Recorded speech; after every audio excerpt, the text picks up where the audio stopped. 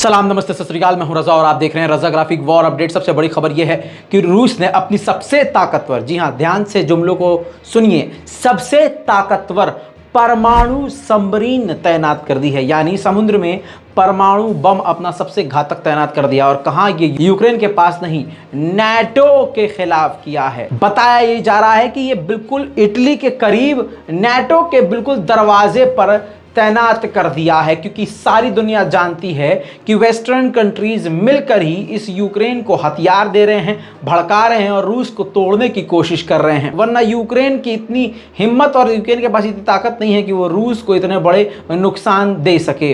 दोस्तों, इसके साथ एक्सपर्ट का मानना यह है कि ये जंग और भी खतरनाक लेवल पर जाती जा रही है। वक्त के साथ साथ ये जंग बहुत ही खूंखार होती जा रही है।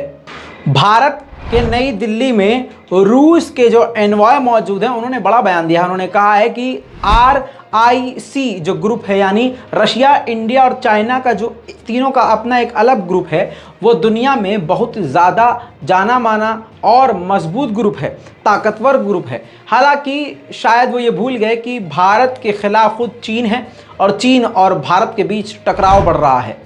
वहीं दोस्तों, इन तस्वीरों को देखिए, खैरसन के इलाके से क्रीमिया की तरफ रूसी हथियार तेजी से बढ़ाए जा रहे हैं। यानी रशिया पीछे नहीं हट रहा है, रशिया और भी ज्यादा हथियार यूक्रेन की तरफ भेज रहा है।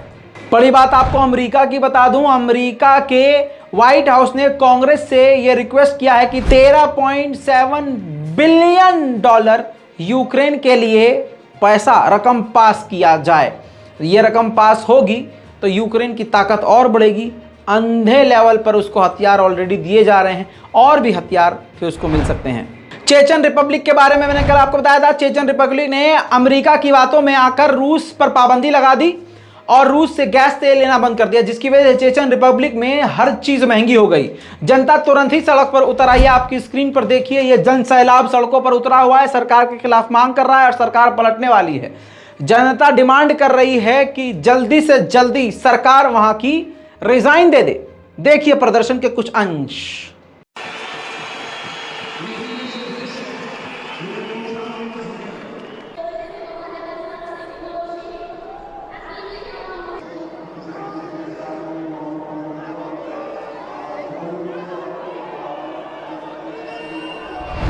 दोस्तों, ये तो आपने देख लिया, ये चेचक रिपब्लिक था। लेकिन अब आपको बता दूं कि रूस पर पाबंदी लगाने के बाद कई सारे देश नंगे होने की कगार पर आ गए हैं। आपकी स्क्रीन पर ये देखिए, फ्रांस, जी हां, फ्रांस में भी हजारों लोग सड़कों पर उतर आए हैं और इमैनुअल मैक्रोन के खिलाफ और सरकार के खिलाफ प्रदर्शन कर रहे हैं।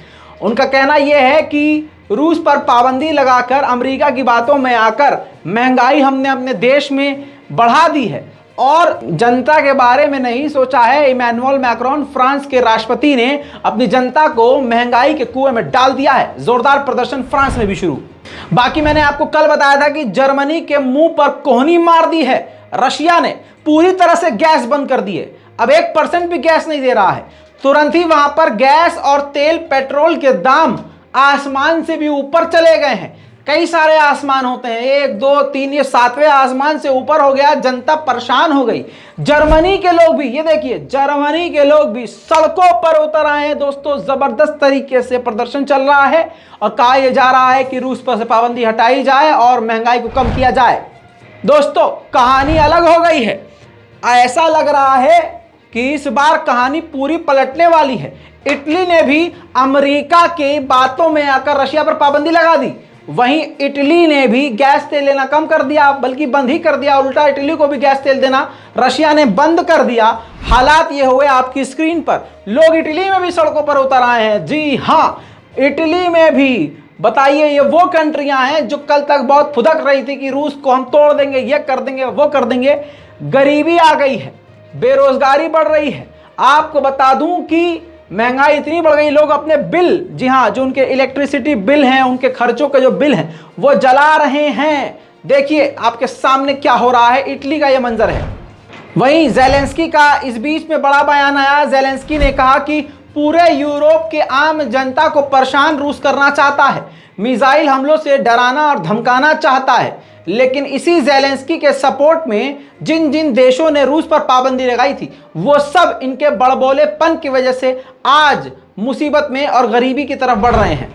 एक तरफ जर्मनी में भी प्रदर्शन चल रहा है, सरकार के खिलाफ प्रदर्शन हो रहे हैं, और जर्मनी का उल्टा बयान सुनिए। जर्मनी ने कहा है हम 200 मिलियन यूरोज और देंगे यूक्रेन को। वहीं रूस को तगड़ा झटका, रूस का एक fighter helicopter, attack helicopter Ukraine ने मैरिटोपोल के इलाके में मारकर गिरा दिया। सबूत आपके सामने।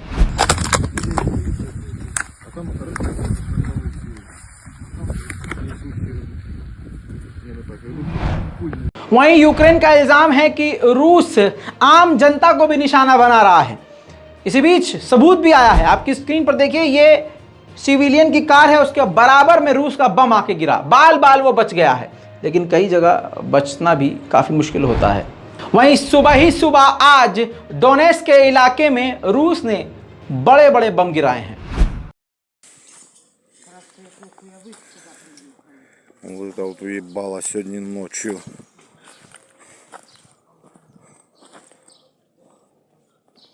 Одна.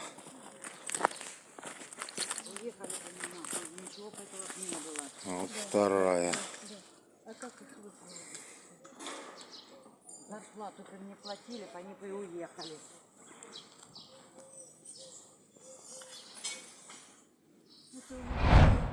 दोस्तों, नुकसान कुदरती तौर से समझ लीजिए रूस का भी हो रहा है। आपकी स्क्रीन पर ये देखिए, पूरी फ्यूल टैंक भर कर जो ट्रेन जा रही थी, वो ट्रेन पटरी से उतरकर पलट गई है। अभी तक ये समझ में नहीं आया है कि हादसे की वजह क्या है, लेकिन रूस का बड़ा नुकसान हुआ है। बात यही नहीं रुकती, रूस के वेयर हाउस को यूक्रेन में ही जो बनाया था, यूक्रेन ने उड़ा दिया।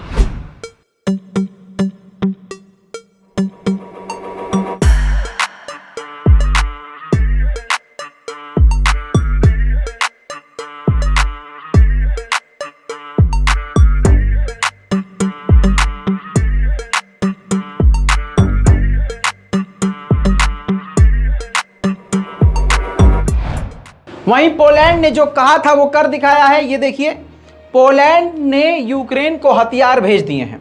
यूक्रेन की सेना के हाथ पोलैंड के हथियार लग चुके हैं। इसके अलावा दोस्तों, एक बड़ी खबर आ रही है जो इसी में आपको दे दूं। कजाकिस्तान में जंगल की आग, जी हाँ, कुदरती आग, कैसे लगी नहीं पता, लेकिन बड़ी खतरनाक आग लगी है कजाकिस्तान में। देखिए,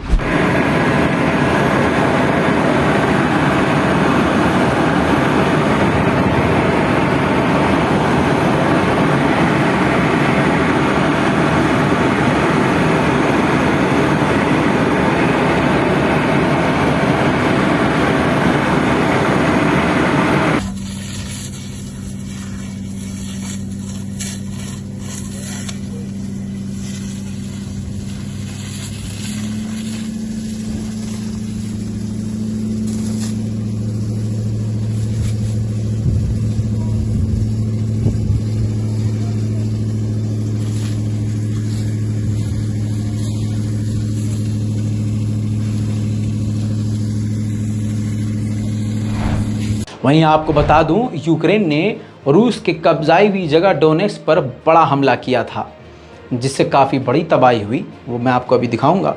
इसके अलावा अब रशिया उसको रिपेयर भी कर रहा है।